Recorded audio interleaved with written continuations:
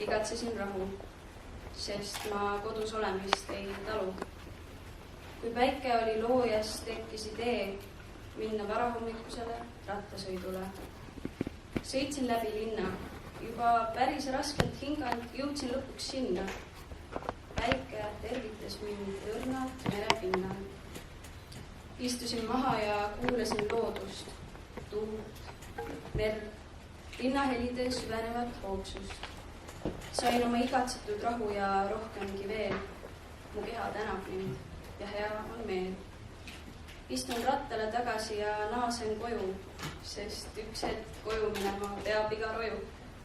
Vahest tulen siia millelgi veel, et jälle head teha endale.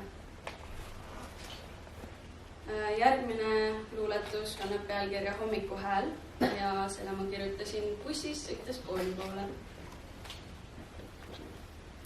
Udu ja kastmene rohi, rahu ja vaikus. Ei, magama ma jääda ei tohi, meenutab buss, mis mõnusalt kõikus. Peatuses tuleb uksest külma õhku, tahaksin hoopis pugeda sooja põhku. Vaatan naist, kes ilmselt sõitmas on tööle.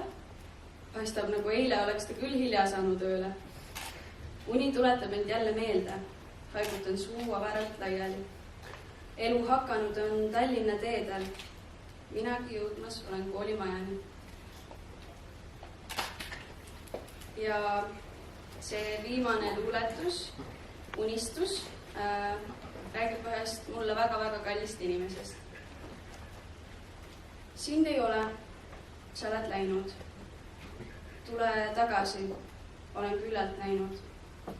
Sinuta lasub hinges mul raskus. Miks? Ma tõesti ei tea vastust. Miks olen ma mälestus su elus, kuid sina unistus mu südames?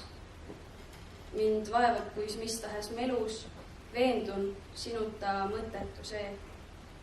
Mis pärast mõõdab aeg mu valu, kuid tagasi sind ta ei too. Kauem ma seda ei talu, see kõik on üks suur illusioon. Nii väga tahaksin lasta, lahti sinust südames, kuid elu ei anna mul tahta muretust su embuses. Ma armastanud elus olen vähe, kuid sügavalt alati. Ehk selles ongi mu viga, et armuda tahaksin.